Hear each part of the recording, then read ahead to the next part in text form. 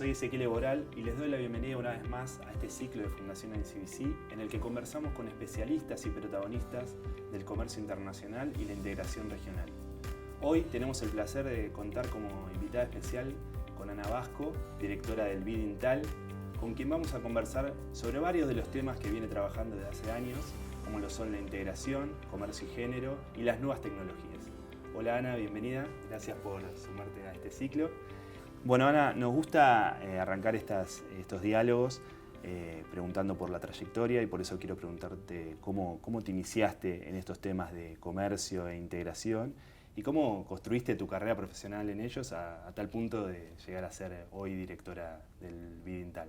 Bueno, en primer lugar, muchísimas gracias Ezequiel por la invitación, gracias a la Fundación por esta convocatoria que me hicieron. Yo en realidad de alguna manera nací en una familia de clase media profesional muy involucrada con los temas de desarrollo, de políticas públicas, y muy involucrada también con temas de América Latina. Mis padres ambos por su trabajo también viajaban mucho por América Latina, entonces de alguna manera nací con América Latina, ¿no? De hecho viví unos años afuera, en Bolivia, y después cuando terminé el colegio secundario tuve la oportunidad de empezar a viajar por toda América Latina como mochilera, por supuesto en época de receso estudiantil, porque empecé enseguida a estudiar y a trabajar a los 2 años, pero tuve la oportunidad de recorrer casi toda América Latina como mochilera en el verano de acá. Y eso, por supuesto que, por algo decidí tomarme mis vacaciones en ese sentido, pero evidentemente hay algo que me nacía, un interés profundo por la región y por conocer con mayor nivel de intensidad y de profundidad a la región. Y empecé a estudiar, estudié Economía y Ciencia Política en la UBA, las dos carreras a la par. Primero empecé Economía y después sentía que le faltaba un poco de realidad y creí que la carrera de Ciencia Política me iba a dar eso, así que terminé las dos carreras. Empecé a trabajar también a los 2 años en la Secretaría de Transporte, después en la Secretaría de Agricultura en temas de mercados y negociaciones comerciales. Y a los 27 años tuve la oportunidad de irme a trabajar al BID, a Washington, con una pasantía de 2 meses nada más. Y enseguida me ofrecieron quedarme, así que me quedé 8 años trabajando en el BID en Washington, en el área de capacidad institucional. Y después de 8 años, decidí ya volver a la Argentina con 2 hijas y retornar al país. Y ahí enseguida tuve la oportunidad de entrar al INTAL, que ya por supuesto lo conocía y mientras estudiaba en Washington, mientras trabajaba en Washington, tuve la oportunidad también de hacer una maestría en integración regional y un posgrado también en la Universidad de Georgetown en negocios internacionales. Entonces empecé a trabajar acá en el INTAL y después de 7 años asumí hace 2 años casi como directora del INTAL. Así que de alguna manera estos temas como que fue algo natural en mi carrera profesional. ¿Y cómo fue esa experiencia en Washington, ¿no? O sea, porque decías, tuviste la oportunidad de conocer la región y luego tuviste la oportunidad de ir a esa pasantía y quedarte 8 años trabajando, pero también te debe haber dado otras perspectivas sobre la región, de cómo abordar la región, ¿no? Por supuesto, seguro. Sí, la mirada desde Washington es otra mirada diferente desde la región. Por supuesto que me ayudó mucho trabajar en Washington y conocer el mundo washingtoniano y el mundo. También trabajé un tiempo en el Banco Mundial, o sea que tuve la oportunidad de estar en otros organismos. Y creo que sí, por supuesto que la experiencia que adquirí conociendo gente y trabajando allá fue sumamente relevante, pero también la posibilidad de trabajar en el sector público creo que fue fundamental. Antes de empezar en organismos multilaterales, me parece que la experiencia en el sector público es importante. Claro. Y la experiencia de conocer también la región me parece que me han dado me han ayudado a construir una mirada. Te han nutrido de diferentes miradas que es hoy que podés abordar el tema de comercio e integración, que es el tema, digamos, esencial, ¿no? en el INTAL. Ya metiéndonos en estos temas que trabajás desde el INTAL, el tema de comercio y género, sé que es un tema que te interesa mucho, el que también tenés un interés personal, o sea, para promover en el INTAL, pero al INTAL también le interesa. Y ahí consultarte cómo ves a la región parada en este tema y cómo puede promoverse una mayor igualdad de las mujeres en el comercio a partir de esta premisa de que esa mayor promoción, esa mayor participación puede crear un círculo virtuoso que genere un mayor comercio para nuestros países. Seguro, seguro. Quizás empiezo por esto último y creo que es importante también decir, bueno, ¿por qué es importante trabajar en temas de comercio y género, ¿no? Y un poco tiene que ver con lo que vos mencionaste, hay clara evidencia que el incremento de la participación de la mujer en el comercio exterior, tanto en su rol de trabajadora como en su rol de empresaria o emprendedora, contribuye a incrementar los niveles de comercio y de crecimiento económico. Hay cada vez más estudios que lo demuestran, pero también es importante por un tema de equidad valorativo, porque creemos que tenemos las mujeres derecho a vernos beneficiadas de todos los aspectos positivos que trae el comercio, ¿no? Y pensando ya en la primera parte de tu pregunta, ¿no? Bueno, ¿cuál es el nivel de participación? ¿Por qué es importante? Porque justamente lo que vemos es que la participación de la mujer en el comercio es inferior a nivel laboral, por ejemplo, e incluso también a nivel de liderazgo empresarial, es inferior al promedio de la economía, ¿no? Entonces, evidentemente ahí ya es inferior en términos generales, ¿no? O sea, por las inequidades que existen en promedio en la economía, pero en el área de comercio exterior es un poco inferior. ¿Y con esto a qué me refiero concretamente? Cuando pensamos en la mujer como trabajadora, en varios estudios que hemos realizado en este último tiempo, vemos que solamente 1 de cada 3 personas que trabaja en empresas exportadoras son mujeres, ¿no? Cuando en promedio de la economía es en general superior la participación. Por supuesto que depende mucho de cada país, depende de la estructura productiva exportadora y depende del grado de feminización de esa estructura, ¿no? Y de esos sectores. Pero ya vemos ahí una desigualdad que es importante tratar de enfrentarla. Y pensando que estoy en esta fundación y la importancia que le dan a los temas específicamente de comercio exterior, una cuestión que me parece importante también es en un estudio que hicimos hace poco, que publicamos en Argentina, Chile y Uruguay, donde analizamos la tasa de participación a nivel estudiantil en carreras de comercio exterior en los 3 países. Ahí es interesante, hay muchas variaciones por país, pero se ve relativa equidad entre mujeres y hombres, o sea, no necesariamente hay más hombres que estudian carreras vinculadas a comercio exterior. Cuando vamos a nivel de empleo, ahí disminuye un poco la participación en empresas que comercializan, pero cuando nos vamos a el área de comercio exterior, específicamente de las empresas, lo interesante es que disminuye la participación de las mujeres que hacen tareas más valoradas, ¿no? Y que por lo tanto reciben un mejor salario, como puede ser, por ejemplo, la parte de negociación y de comercialización o la participación en rondas comerciales y demás, ¿no?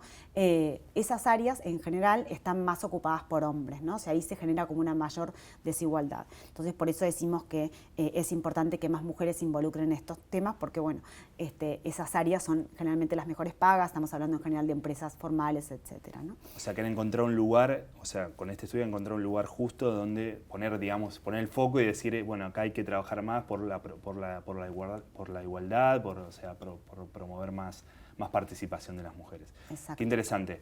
Y eso te quería preguntar, desde el INTALE, o sea, están llevando a una serie de iniciativas, ¿no? O sea, para poder promover esto.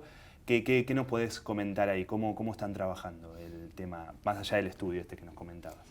Bueno, nuestra mirada, o sea, el INTALE es parte del sector de integración y comercio, somos una especie de think tank que tiene el banco, el único de hecho, estamos basados en Argentina, pero trabajamos para toda la región y lo que hacemos básicamente son estudios, investigaciones, capacitaciones y encuentros cerrados de discusión y encuentros también abiertos de difusión. Y en este marco, en el área de comercio y género, por ejemplo, ahora estamos comenzando a desarrollar una encuesta para analizar más de 2.000 encuestas en América Latina, en 10 países de América Latina y el Caribe, para tratar de entender y comparar cuáles son las barreras en empresas lideradas más por mujeres y lideradas por hombres, cuáles son las diferencias en las barreras que enfrentan cada uno, ¿no? O sea, tratar de encontrar un número que sea representativo de alguna manera y poder decir algo más contundente sobre esto, ¿no? Porque hay muchos estudios que hablan sobre todo de la baja participación de la mujer como líder de una empresa, no solamente como propietaria, sino en puestos jerárquicos altos y cuáles son las barreras que enfrentan.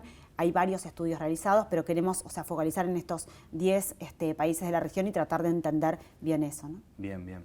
¿Y cuáles son tus perspectivas? O sea, hay un norte, vos no sé, en la comparación con tal vez otras regiones, ¿cuáles son las perspectivas que existen? ¿El mensaje llega? ¿Cómo lo están viendo eso? Yo creo que hay mucho por trabajar, por supuesto. Creo que los resultados del estudio no me quiero anticipar, por supuesto, porque está bien, está bien. pero la sensación es que vamos a encontrar claramente más barreras en empresas lideradas por mujeres que lideradas por hombres, empezando, por ejemplo, las dificultades que tienen las mujeres a la hora de acceder a financiamiento, porque como participan menos del mercado laboral, tienen menos antecedentes crediticios y generalmente les dan una mayor tasa de interés, a pesar de que son menos riesgosas, ¿no? Que hay estudios que muestran que son menos riesgosas. Así, entre otras barreras, ¿no? Pero algo por ese estilo seguramente vamos a encontrar. La sensación es que hay cada vez más conciencia sobre esto, pero creo que hay muchísimo trabajo por hacer. Si uno compara el área STEM, por ejemplo, ¿no? De ciencia, tecnología, ingeniería y matemática, hace ya varios años que se viene hablando de la mujer y cómo las mujeres tienen que insertarse más en estos sectores y estudiar más carreras vinculadas a STEM, ¿no? O sea, uno lo escucha muchísimo. Bueno, y gracias a eso, hoy, el otro día veía unas estadísticas de Argentina, cómo se incrementó en el último año la participación laboral de las mujeres en el área de STEM en Argentina, ¿no? Entonces, y eso es gracias a creo que una mayor conciencia y difusión de la importancia de estos temas, ¿no? Y entonces la lógica en cuanto a comercio exterior es más o menos la misma, ¿no? Tenemos que insertar a más mujeres porque realmente no solamente contribuyen al crecimiento del comercio y del crecimiento económico en general, sino también por propio beneficio de las mujeres, ¿no? Ana, muy interesante lo que nos contás, estas iniciativas, la verdad que son para seguir muy de cerca. Ahora quisiera preguntarte por ir al tema de integración, ¿no? Que también obviamente estaba vinculado con lo que hablábamos antes. ¿Cómo estás viendo la integración en nuestra región? ¿En qué momento nos encontramos? ¿Qué panorama podrías hacer, ¿no? del momento de la integración regional? Bueno, estamos en un momento particular. Sabemos que los niveles de integración intrarregional no son los que quizás hubiéramos esperado años atrás. Hoy aproximadamente el 12-13% de las exportaciones que generan los países de América Latina son intrarregionales. Es seguramente la segunda región con menos nivel de integración intra. Con lo cual es un desafío enorme porque pareciera que no se cumplieron todas las expectativas que había. Pero creo que hay mucho por hacer. Hay todavía una agenda, lo que llamamos la agenda inconclusa de la integración, que tiene que ver con promover una mayor convergencia regulatoria entre los diferentes bloques regionales, que tiene que ver con este overlapping que hay de todas estas normativas, que tiene que ver con la agenda también vinculada con los costos de logística y la infraestructura, que siguen siendo relativamente altos. Hay una agenda más nueva, si se quiere, de la integración regional, que tiene que ver con temas de seguridad alimentaria, por ejemplo, que hoy sobre todo con la inflación y con los niveles de pobreza que hay es una agenda central. Ahí entra también, por supuesto, la agenda de ambiente, que está cada vez más presente en todas las agendas de integración, y la agenda, por supuesto, también de digital, ¿no? Y hay una tercera agenda que me gustaría hacer mención también, que para nosotros es importante y que tiene que ver básicamente cómo la integración puede contribuir a disminuir la pobreza, la desigualdad y el tema de la equidad de género. Me parece que hay muchísimo por hacer desde los diferentes países, ¿no? Y profundizar la integración hacia adentro, como siempre, que tenemos que ir a avanzar hacia eso, hacia dentro de América Latina, y por supuesto la integración hacia afuera, ¿no? O sea, está claro que es central para el crecimiento y el desarrollo económico de la región que los diferentes países, a través de los diferentes bloques, básicamente, generalmente uno cuando se nuclea con varios países tiene mayor capacidad de negociación, entonces sobre todo con un mundo desarrollado, ¿no? Donde hay muchísimas oportunidades para incrementar el comercio, es importante poder unirnos y poder negociar mejor y más con el mundo desarrollado y por supuesto con otros países en vías de desarrollo fuera de la región, ¿no? Vinculado a esto que estabas comentando, quería preguntarte por el rol de las tecnologías al servicio de la integración. Si crees que desde tu perspectiva que las nuevas tecnologías pueden hacer un aporte a que nuestros países se integren más, ya sea a través de la vinculación de nuestras aduanas o demás, y si crees que se está haciendo lo suficiente en torno a esto. Bien. Bueno, ahí me parece que hay dos cosas importantes para destacar. En primer lugar, por supuesto que sí, hay cada vez más evidencia y ejemplos y casos y estudios que muestran cómo algunas tecnologías, como no solamente la conectividad en general, ¿no? Pero sino algunas tecnologías como el blockchain, por ejemplo, la inteligencia artificial, contribuyen a mejorar esos procesos logísticos, todo el trabajo, por supuesto, que se hace en las aduanas, todo eso hay muchísima evidencia que contribuye claramente a incrementar los niveles de comercio. Pero también me parece importante destacar la importancia de la integración para incrementar los niveles de digitalización y de avance tecnológico en los países de América Latina y el Caribe, ¿no? O sea, la integración puede ser un motor y el comercio, por supuesto, en consecuencia, para incrementar los niveles de adopción y de desarrollo tecnológico también, ¿no? Es claro que América Latina tiene que ir hacia ese mundo. Hay un gráfico que a mí me gusta mucho que muestra la brecha del PIB per cápita entre Argentina y el país más dinámico en cada revolución industrial, y se ve cómo se fue ampliando esa brecha, ¿no? Y bueno, y ahora por supuesto que la brecha se está ampliando, no queda bien claro todavía quién es el gran ganador de esta revolución, esta cuarta revolución industrial, pero si no generamos una mayor adopción y desarrollo de tecnología, vamos a quedarnos muchísimo más atrás frente a todos los desafíos que tenemos, ¿no? Claro. Entonces me parece que ahí la integración es fundamental para, sobre todo, abaratar, reducir aranceles y barreras no arancelarias vinculadas con este tema y poder adoptar esa tecnología necesaria para incrementar los niveles de productividad y crecimiento económico, ¿no? No, y también imagino todo lo que es lo relacionado a comercio de servicios, ¿no? Que ahí nuestras poblaciones tienen mucho talento, mucho potencial para poder proyectar al mundo, proyectar incluso dentro de nuestra región. Eso también, o sea, el tema del comercio de servicios, ahí creo que hay poca integración, ¿no? Y mucho por hacer, ¿no? Seguro. Ahí, si uno compara el comercio de servicios con el comercio de bienes de los últimos años, lo que se ve básicamente es que el comercio de bienes se ha ralentizado y el comercio de servicios no, ¿no? Y ahí creo que América Latina, sobre todo algunos países, tienen una especial oportunidad para incrementar el comercio, la producción y la exportación de servicios basados en conocimiento, porque tienen sobre todo muchos de ellos talento, ¿no? O sea, el talento humano es algo que sabemos central para producir mejores servicios basados en conocimiento, y hay algunos países como Argentina, Chile, Colombia, México, Brasil, que tienen una oportunidad enorme para eso, y tenemos que ir hacia eso, que es una de las maneras, como decía anteriormente, de reducir la brecha con el mundo desarrollado. Bien.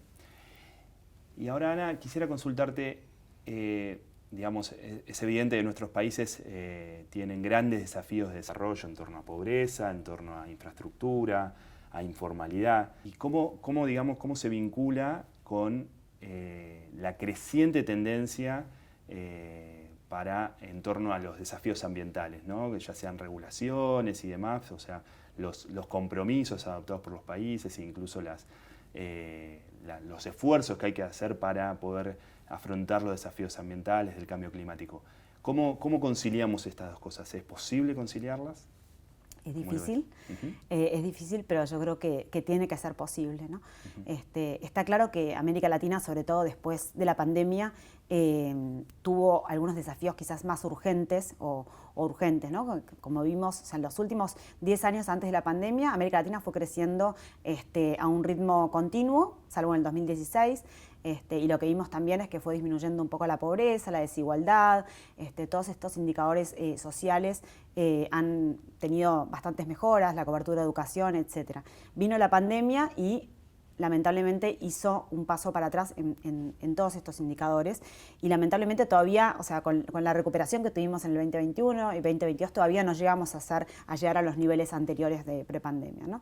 Hoy en América Latina tenemos un 30% de población en situación de pobreza, 50% de informalidad, seguimos siendo una región sumamente desigual. Entonces, a estos desafíos que son urgentes, donde está todo, por supuesto, también todo el tema de la equidad de género, que en la pandemia también dio un paso para atrás. Entonces, a estos desafíos urgentes se suman otros desafíos que quizás no son tan nuevos, o sea, pero están mucho más se ven muchísimo más, o sea, son como muchísimo más evidentes y están impactando muchísimo más, como tiene que ver el cambio climático, ¿no? Y ahí el gran tema con América Latina creo que tiene que ver con que América Latina es una de las regiones donde más afectan, donde más impacta los efectos del cambio climático, ¿no? Porque es una región que necesita del clima para poder producir, o sea, gran parte de su matriz productiva y exportadora necesita el clima, ¿no? Y con esto me refiero claramente al sector agropecuario o al turismo, por ejemplo, en los países del Caribe, ¿no? Entonces, eso hace que América Latina sea mucho más vulnerable y susceptible a estos impactos, y por lo tanto pasa a ser un tema sumamente relevante, ¿no? Y lo interesante también es que América Latina no está dentro de las regiones que más contaminan, ¿no? O sea, Claro. El 70% de los gases de efecto invernadero los generan 20 países del mundo, dentro de los cuales no hay ninguno de América Latina, ¿no? Entonces, esto es un tema central, ¿no? Y por eso nos lleva al tema de las transiciones, ¿no? O sea, cómo se hace esta transición verde, ¿no? Y un poco la pregunta, bueno, tenemos otros desafíos que son más urgentes, tenemos que crecer de una manera más acelerada, tenemos que disminuir pobreza, disminuir informalidad. ¿Cómo hacemos frente a estos desafíos que quizás no son tan urgentes, pero son importantes y ya nos están afectando, ¿no? O sea, vemos, o sea, la sequía y demás, o sea, ya está generando disminución en los niveles de productividad y impacto económico. Entonces, bueno, un poco tiene que poder hacerse, ¿no? De una manera conjunta, aunque sabiendo que la transición hacia esa economía más verde, creo yo, en los países más en vías de desarrollo, tiene que ser un poco más lenta que en el mundo desarrollado, ¿no? Bien. Bien, imagino también, estaba pensando cuando hablabas en el rol clave que tiene la región o para jugar, el potencial que tiene como en la seguridad alimentaria global, ¿no? Y ahí está todo lo que es la producción de alimentos en nuestra región y al mismo tiempo veo por otro lado que hay una gran proliferación de certificaciones. Ahora recientemente en la Unión Europea salió esto del carbono en frontera, la primera regulación. Y bueno, y digo, eso también la región va a tener que prepararse para eso, a pesar de que este rol que puede cumplir. ¿Qué perspectivas tenés con respecto a esto, ¿no? Con respecto a las certificaciones, a las regulaciones y cómo puede afectar a las producciones de nuestros países? Seguro. Bueno, ahí hay un rol central que tiene que tener una significancia clave para América Latina y el Caribe. Con respecto al primer punto de seguridad alimentaria, que se ve afectado por el tema del cambio climático, claro, por lo que mencionaba anteriormente, ahí es un desafío enorme con el crecimiento de la población que hay, con el crecimiento de la pobreza y ahora con la inflación, ¿no? Entonces, claro, esto se torna una cuestión central para la región, ¿no? Y como proveedor también de alimentos al resto del mundo, ¿no? Pero pensando puntualmente en la gran cantidad de la proliferación de certificaciones y medidas que se están tomando, vos mencionaste el mecanismo de ajuste en frontera del Pacto Verde Europeo. Esto es un mecanismo que ya se está hablando de cómo va a impactar en algunos países de América Latina, porque lo que va a hacer básicamente es que se van a gravar las importaciones de aquellos bienes que tengan una huella de carbono superior, no alta. Con esto estamos hablando de acero, hierro, aluminio y fertilizantes. Y ahí es probable que algunos países, como por ejemplo Trinidad y Tobago, se vean altamente afectados porque gran parte de sus exportaciones son de fertilizantes hacia la Unión Europea, ¿no? Entonces ahí hay un desafío enorme.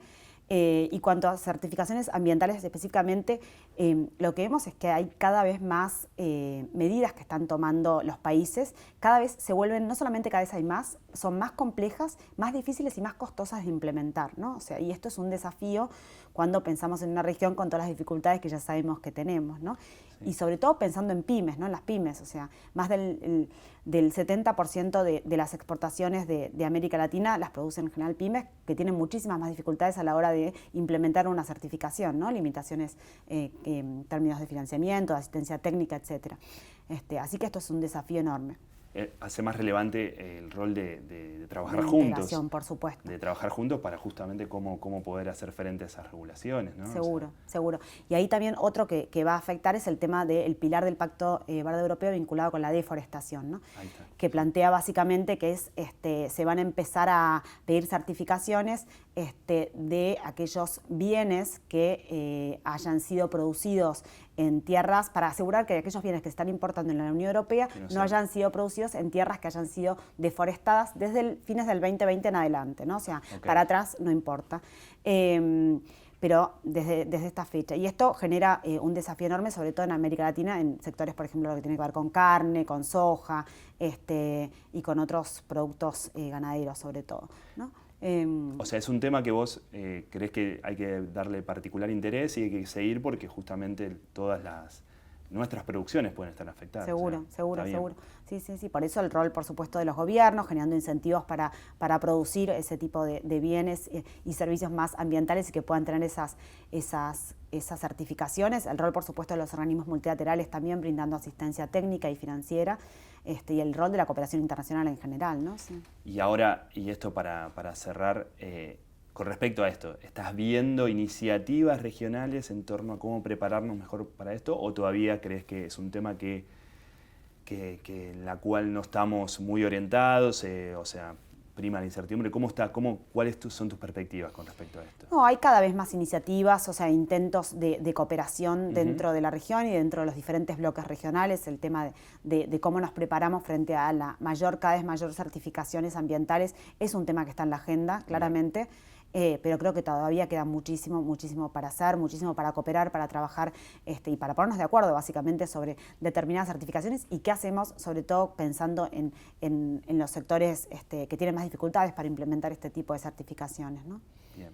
Bueno, Ana, muchísimas gracias. Fue un placer conversar con vos. Realmente nos has dado mucha información, así que te agradecemos por eso y seguramente te vamos a volver a invitar para seguir conversando sobre esto y muchos más temas. Buenísimo. Gracias. Bueno, muchísimas gracias a ustedes por la invitación. Un placer.